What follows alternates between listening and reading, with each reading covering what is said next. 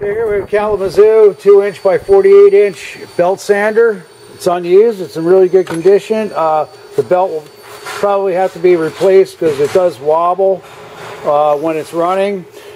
What's going on here? The pulleys are okay, but like I said, the belt has a defective side on it. So we're going to fire it up.